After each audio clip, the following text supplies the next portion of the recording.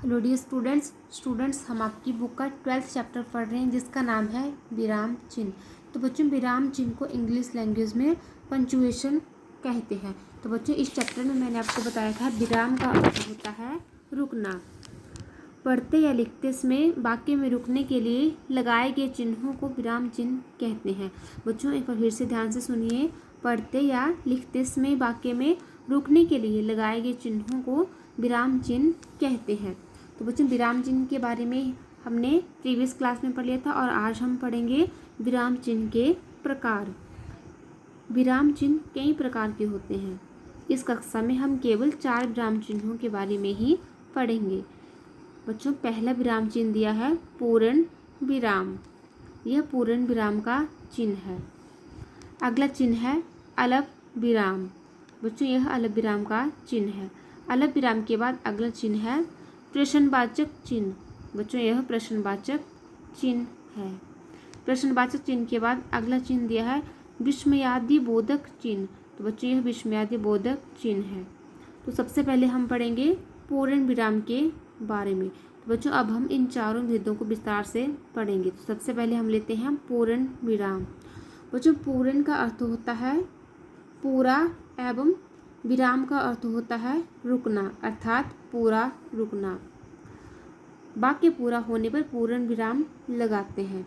बच्चों जब लिखते या पढ़ते समय वाक्य पूरा हो जाता है तो उसके अंत में पूर्ण विराम का चिन्ह लगाया जाता है। उदाहरण के लिए जैसे चित्र में दिखाया गया है, मुझे खेलना बहुत अच्छा लगता है।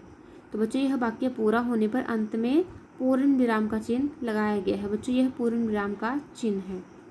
अगले चित्र में दिखाया गया है सचिन तेंदुलकर मेरा हीरो है। तो बच्चों यह वाक्य भी पूरा हो गया एवं इस वाक्य के अंत में पूर्ण विराम का चिन्ह लगाया गया है। तो बच्चों यह पूर्ण विराम का चिन्ह है। बच्चों पूर्ण विराम चिन्ह के हम कुछ अन्य उदाहरण लेते हैं, जैसे राम मेरा प्रिय मित्र है। तो बच्चों यह वाक्य भी पूरा हो गया एवं इस वाक्य के पूरा होने पर अंत में पूर्ण विराम का चिन्ह लगाया गया है। तो बच्चों यह पूर्ण विराम का चिन्ह है। अगला उदाहरण है जैसे मैं गाना गाता हूँ। तो बच्चों मैं गाना गाता हूँ वाक्य भी पूरा हो गया एवं इस वाक्य के पूरा होने पर अंत में पूर्ण विराम का चिन्ह लगाया गया है। तो बच्चों यह पूर्ण विराम का चिन्ह है। तो बच्चों वाक्य पूरा होने पर पूर्ण विराम का चिन्ह लगाते हैं। पूर्ण विराम के बाद हम पढ़ेंगे अगला चिन्ह अलप विराम। बच्चों अलप का अर्थ होता है थोड़ा और विराम का अर्थ होता है रुकना, अर्थात थोड़ा रुकना। बच्चों यह अलप विराम का चिन्ह है। पढ़ते या लिखते समय हम जहाँ थोड़ी देर के लिए रुकते हैं वहाँ अलप विराम का चिन्ह लगाते हैं। तो बच्चों अलप विराम जिसके के नाम से ही पता चल रहा है, अल्प यानी कि थोड़ा और विराम यानी कि रुकना, अर्थात थोड़ा रुकना। बच्चों उदाहरण के लिए जैसे चित्र में दिखाया गया है, सीता मीता और शिबू मेरे दोस्त हैं।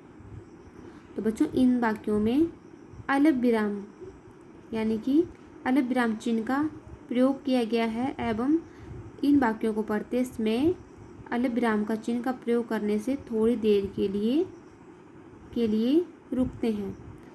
जैसे सीता के बाद अलप विराम का चिन्ह है तो हम थोड़ी देर रुकते हैं। सीता मीता और शिबू मेरे दोस्त हैं। अगले चित्र में दिखाया गया है शेर हाथी भालू और जिराफ को भी देखो। तो बच्चों इस वाक्य में भी शेर के बाद अलप विराम है एवं हाथी के बाद भी अलप विराम है। तो इस वाक्य को हम पढ़ेंगे शेर हाथी भालू और जिराफ को भी देखो।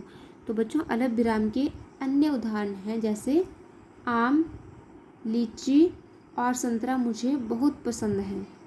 तो बच्चों आम के बाद अलप विराम का चिन्ह है, इसलिए इस वाक्य को हम पढ़ेंगे आम लीची और संतरा मुझे बहुत पसंद है।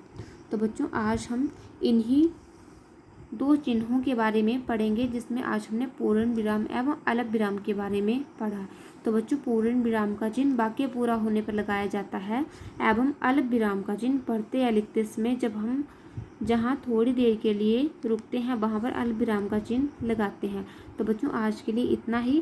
Thank you.